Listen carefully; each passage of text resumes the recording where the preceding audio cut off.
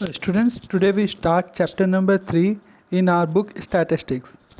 ठीक है, और चैप्टर नंबर 3 में सबसे पहले जो टॉपिक हमें करना है वो टॉपिक है सैम्पल मेथड और सेंसस मेथड. ठीक है, दो मेथड हैं इसमें. ये देखिए, तो आज देखिए यहाँ से हम शुरुआत कर रहे हैं सेंसस मेथड की. देखिए, होता ये है सेंसस मेथड में कि सेंसस मेथड भी डाटा कलेक्ट करने का एक मेथड है और इस मेथड में हम सभी के सभी आइटम्स को कवर कर लेते हैं.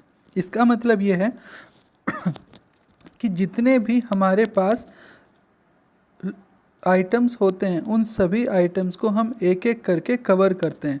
किसी भी ऐसे मेथड में जिसमें यूनिवर्स वो डाटा होता है जिसकी हमें स्टडी करनी है.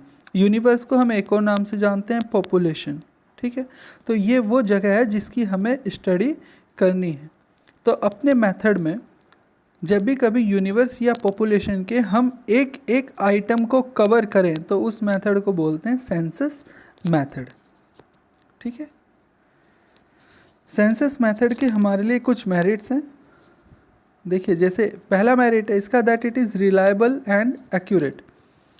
जैसे कि मैंने बताया कि हम जितने भी आइटम होते हैं सभी आइटम्स को एक एक करके कवर करते हैं, तो इस वजह से सभी आइटम कवर हो जाते हैं. और जब सब आइटम कवर होते हैं तो इसमें एक्यूरेसी भी बढ़ जाती है और इसकी रिलायबिलिटी भी ज़्यादा होती है.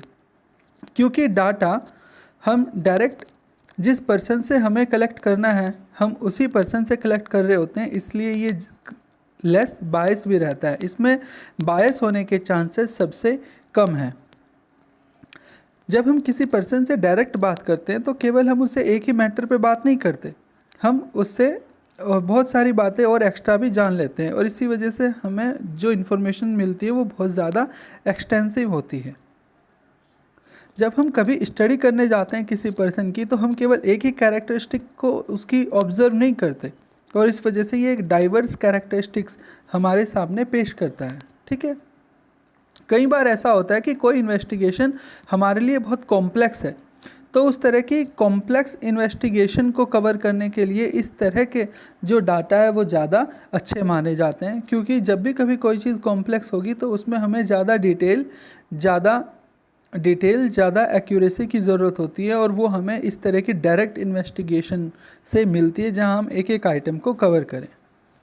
ये इसके कुछ मेरिट्स थे. देखते हैं इसके डिमेरिट है. देखिए, जैसे बताया कि इसमें हर एक आइटम को कवर किया जाता है तो इस वजह से ये हमारे लिए काफ़ी कॉस्टली पड़ता है.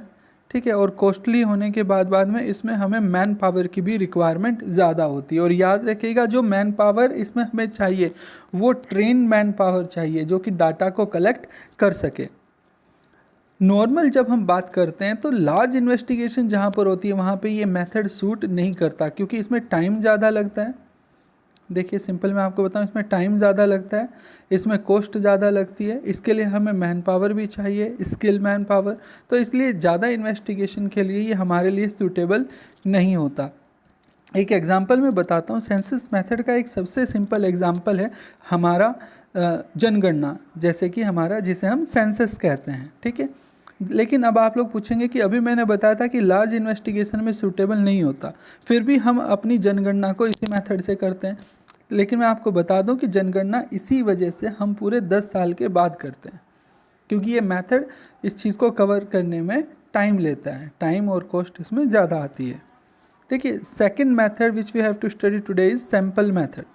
सैम्पल मेथड बड़ा ही सिंपल है कि जो भी हमारे यूनिवर्स है, जितने भी आइटम्स को हमें स्टडी करना है उन सभी आइटम्स में से हम किसी एक या दो या कुछ आइटम्स को बाहर निकाल लेंगे और इन आइटम्स की हम स्टडी करेंगे और इनकी स्टडी के बेस पर ही हम ये डिसाइड कर लेंगे कि की पूरी यूनिवर्स भी इन्हीं की तरह बिहेव करती है. जैसा इसमें लिखा है, in this method the data is collected about the sample on a group of item. जो ग्रुप ऑफ आइटम है उस ग्रुप ऑफ आइटम में से हम सैंपल बाहर निकाल लेते हैं और इसी सैंपल के ऊपर हम स्टडी करते हैं.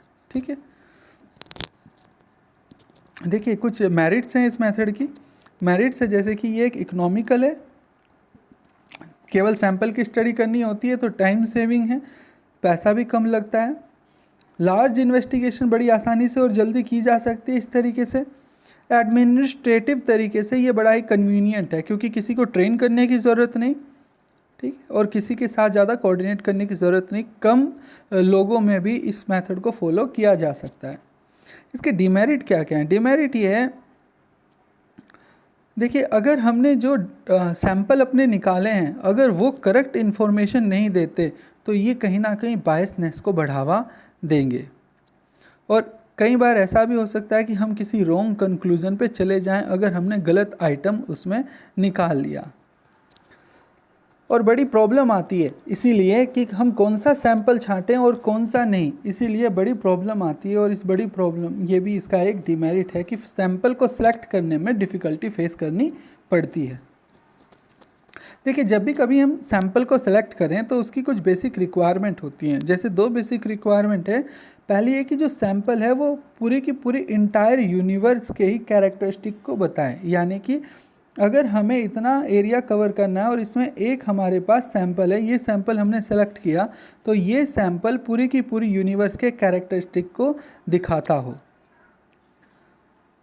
और सैंपल जो हमने सेलेक्ट किया वो एडिक्वेट होना चाहिए, वो पर्याप्त होना चाहिए कि वो हमें एक सही कंक्लूजन पर ले जा सके।